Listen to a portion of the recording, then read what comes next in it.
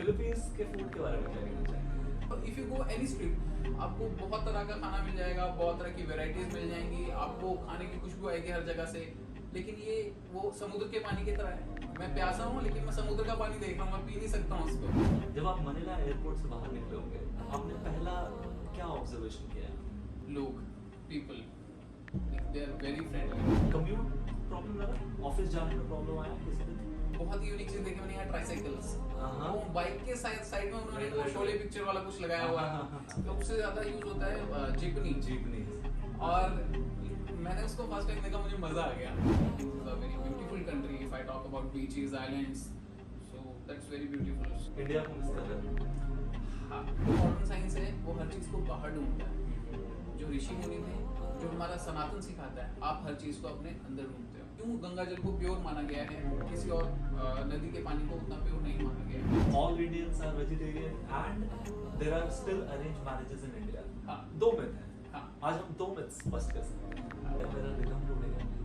क्या बात कर रहे थे? हम बात कर रहे थे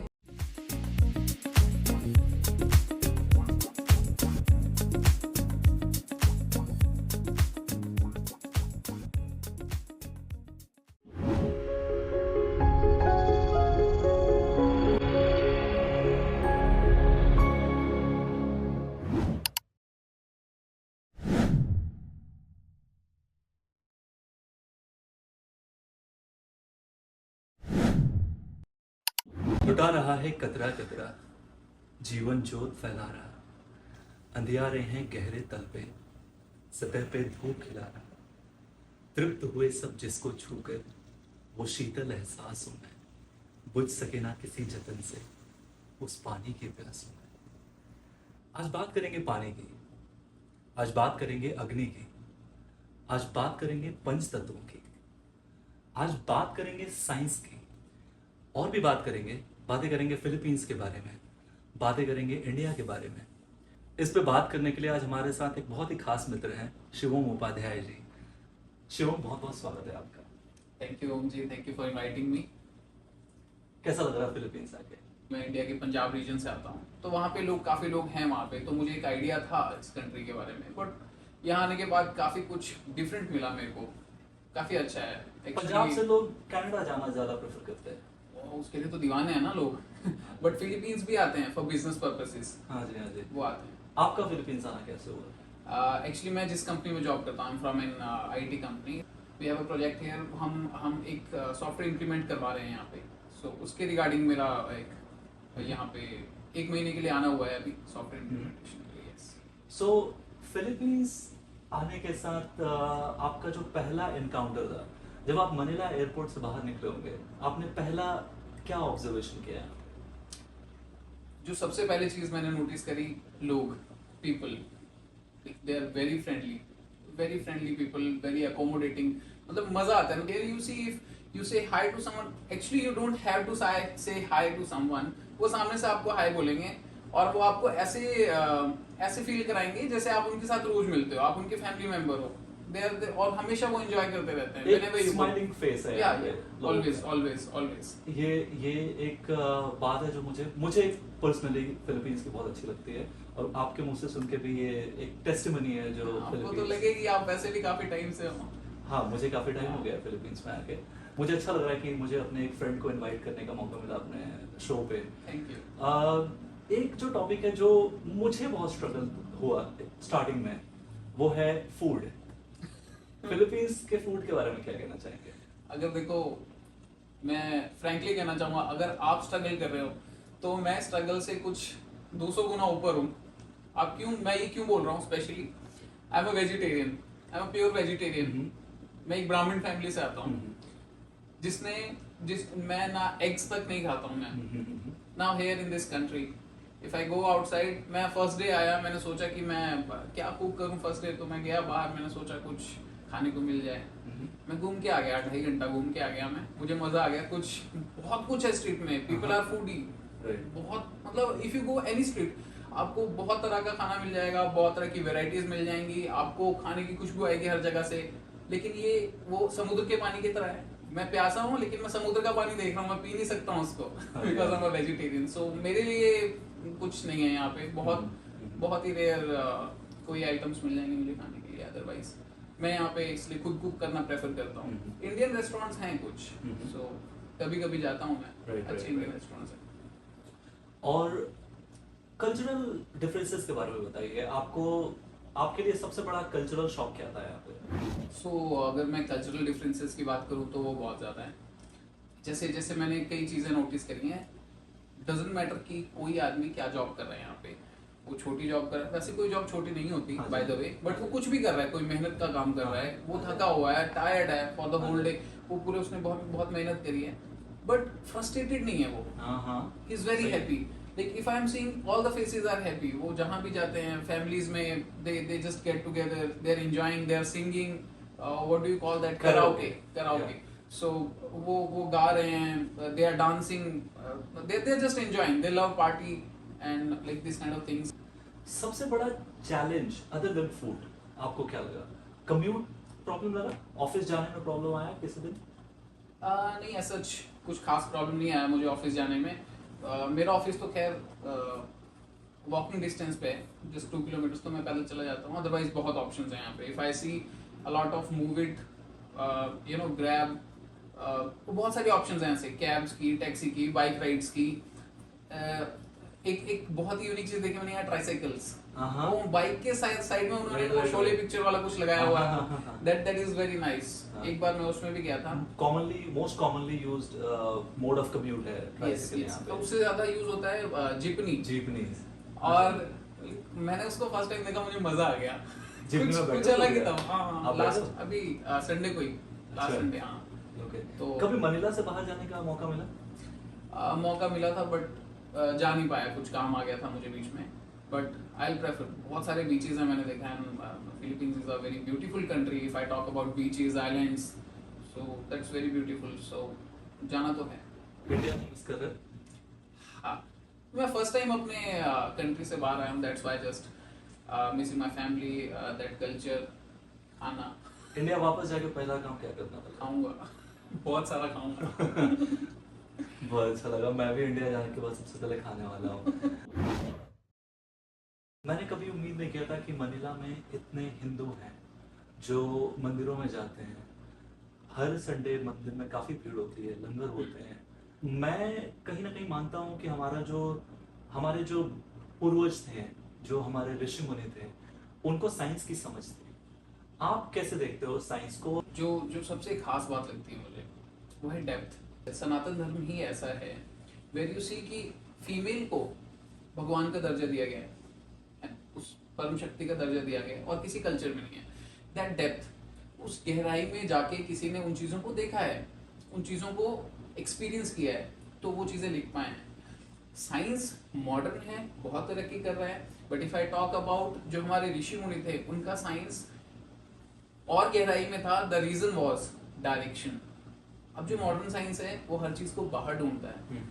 जो ऋषि मुनि थे, जो हमारा सनातन सिखाता है, आप हर चीज को अपने अंदर ढूंढते हो। जितना वो कहते हैं कि जितना ब्रह्मांड बाहर है, उतना ही आपके अंदर भी है। तो बहुत ही खूबसूरती से एक्सप्लेन किया हुआ। तो सही बात है। आज का हमने एपिसोड स्टार्ट किया था तो हमने पानी की बात करी थी। पानी के पीछे भी एक साइंस है। हम मंदिरों में भगवान को पानी क्यों चढ़ाते हैं? पानी हम लोटे में ही क्यों रखते हैं? उसके पीछे का साइंस है, उस पे बातें करते हैं। Whenever you go to gurdwaras, I don't know it happens in every gurdwara or not, but वहाँ पे जो अरदास होती है, अरदास के बाद पहले जो देग होती है, गुरु ग्रंथ साहिब जी को भोग लगाया जाता है कड़ा प्रसाद का, और जो वहाँ पे उनकी प्रेजेंस में एक केटल में पानी रखा होता है, और उस पानी को वो छिड़कते हैं सबके ऊपर गुरुद्वारा में। श्री हरि के मंदिरों में चरणामृत होता है, that is in liquid form, चरणामृत होता है। क्रिश्चियनिटी में वो होली वाटर की बात करते हैं, सिखिज्म में भी अमृत छकने की बात करते हैं। सो पानी की इतनी महत्वता क्यों है? The reason is water is very intelligent. Actually the water, जो पानी है, उसकी अपनी एक याददाश्त होती है। वो जो पानी की अपनी यादाश्त है वो अब्जॉर्ब करता है, अपने आसपास के माहौल को अब्जॉर्ब करता है। That is why it is very important कि पानी कहाँ रखा हुआ है, कैसे रखा हुआ है, how do we treat that water before drinking. क्यों हिमालय से एक बहता हुआ पानी बहुत अच्छा होता है, क्यों हम कहीं और से पीते हैं तो वो उतना एनर्जाइज नहीं करता है। गंगा जल का एक एग्जांपल। गंगा जल क्यों इतना एनर्जाइज करता है, गंगा जल क्यों गंगा जल को प्योर माना गया है, किसी और नदी के पानी को उतना प्योर नहीं माना गया है। हम भगवान के पास पानी को रखते हैं, उसको ग्रहण करते हैं, वो उस ऑरा को, उस पॉजिटिविटी को अपने अंदर अब्जॉर्ब करता है, और सेम वो पानी हमारे अंदर जाके भी वैसे ही रिएक्ट करता है, वैसे ही पॉजिटिवली रिएक्ट करता है। पुराने टाइम में आपने देखा होगा मटकों का यूज होता था, मिट्टी के घड़े होते थे, लोटे का यूज होता था, उन सबकी शेप गोल होती थी। कभी सोचा क्यों? नहीं। अब बॉटल्स यूज होती हैं, पहले नहीं होती थी। पर वो गोल ही क्यों बनाते थे? बल्कि वो तो मुश्किल है, फिर भी वो गोल बना रहे हैं। द रीजन इज कि पानी जो है, अगर आप ध्यान से देखो पानी का जो स्ट्रक्चर है, अगर वो किसी गोल बर्तन में है, so this I am talking this scientific thing, कि अगर वो किसी गोल बर्तन में है तो जो पानी का प्रेशर है बॉटम पे वो डिवाइड हो रहा है। बॉटम पे सारा प्रेशर नहीं आ रहा है, वो प्रेशर डिवाइड हो रहा है। एक्चुअली वो गोल है, कोई सरफेस टेंशन की बात कर रहे हैं। सरफेस टेंशन की बात कर रहा हूँ मैं। बट अगर मैं किसी बॉटल में रखता हूँ तो बॉटम पे सरफेस टेंशन ज्यादा होता है। सरफेस टेंशन ज्यादा होता है क्योंकि वो लंबाई में है चीज, तो सरफेस टेंशन ज्यादा होता है। क्योंकि पानी टेंशन में है, वो हमारे अंदर भी जाके वैसे ही रिएक्ट करता है। मुझे याद है जो हमारे बड़े बुजुर्ग कहते थे, दादा कहते थे, दादी कहते थे कि कभी बासी खाना मत खाओ, खाना रात को छोड़ो मत। इसके बारे में कुछ बात करते हैं। अगर आप ध्यान से देखो, जो ज्यादा प्राणिक फूड है वो सत्वगुण से भरा होता है, सात्विक फूड बोलते हैं उसको, वो सात्विक फूड है। फिर होता है एक राजसिक फूड जो आपके एनर्जी लेवल्स को बढ़ाता है बट आपको मटेरियलिस्टिक ज्यादा बनाता है। जो सात्विक फूड है वो आपको स्पिरिचुअल ज्यादा बनाता है। And if I talk about the तामसिक, तो तामसिक तो आपको पता ही है। और भगवान को भी उन्हीं चीजों का भोग लगता है जो ज्यादा प्राणिक और उस एनर्जी को अपने अंदर ज्यादा एब्जॉर्ब कर सकती हैं। हम कहते हैं ना मंदिर नहीं गए बट प्रसाद सब में बांटना है। क्यों बांटना है? There is a specific reason. हाँ जी, वो बताइए। वो जो एनर्जी है, जो मंदिर की पॉजिटिव एनर्जी है, हम तो वहां पे थे, हमने वो ऑब्जॉर्व की है। बेटर कि हम उसको, जो फूड ने अपने अंदर उस एनर्जी को ऑब्जॉर्व किया है, उसको हम अपने अंदर डालते हैं, जिसे हम प्रसाद बोलते हैं, और वो हम लोगों में बांटे। वो मंदिर तो नहीं गए but if they can get that energy somehow, that is the reason. बहुत अच्छी बातें आपने बताई पानी और खाने के साइंस के बारे में। मुझे उम्मीद है कि ये जानकारी बहुत लोगों को काम आएगी।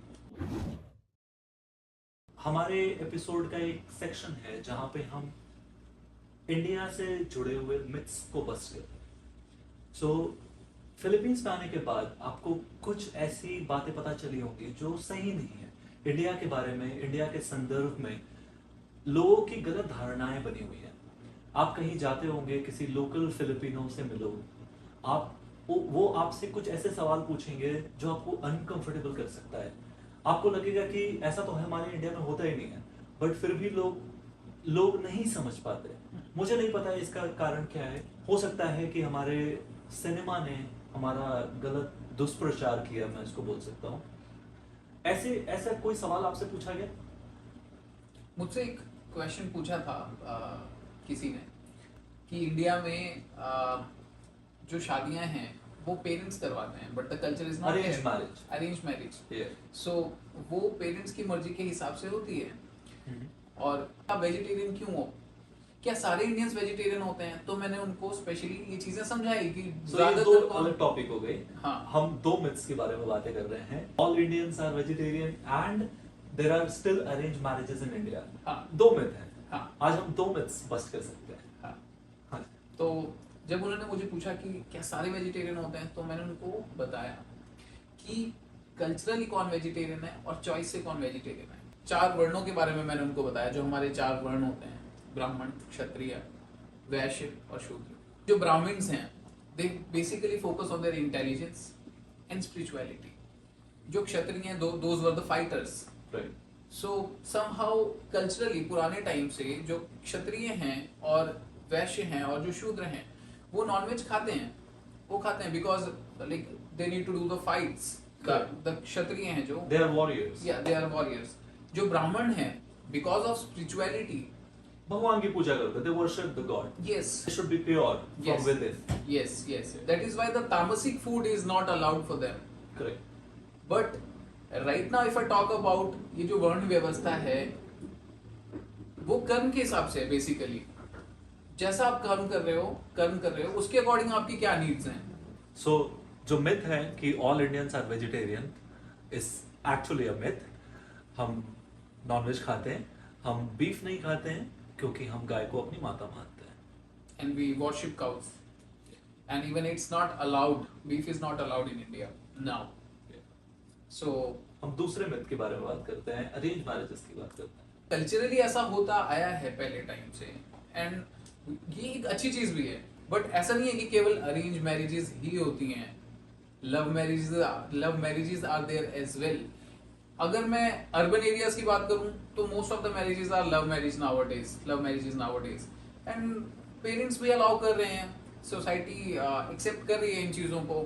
So to conclude, the second myth about the arranged marriages होती हैं इंडिया में, but love marriages भी होती हैं and it's completely allowed in every culture, every religion. अगर आप एक टूरिस्ट हो, आप इंडिया के कौन से पार्ट में गए हो, आपने वहाँ का कल्चर देखा है, आपको लगता है कि ये पूरे इंडिया का कल्चर होगा, तो ऐसा नहीं है. Shivam, we appreciate you giving us your time. बहुत अच्छा लगा आपसे बात करके. हम कोशिश करेंगे कि हम एक पॉडकास्ट और करें जिसमें हम इंडिया से जुड़े और किसी टॉपिक पर बात कर सकें. राइट. आपका एक बार फिर से धन्यवाद.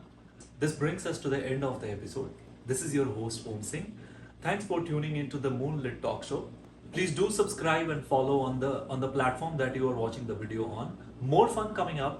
We are going to invite more Filipinos and Indian friends so that we can talk about both the cultures.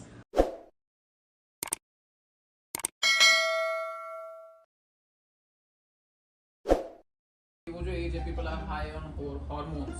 सो जब ये काट देना वो जो एक सर्टेन एज है. ओके तो पानी को लगता है वापस वही से शुरू हो जाए. बहुत अच्छी. शॉर्ट में कर लेना. हाँ, कॉफी रिकॉर्ड हो रहा है वैसे तो काट देंगे इसको.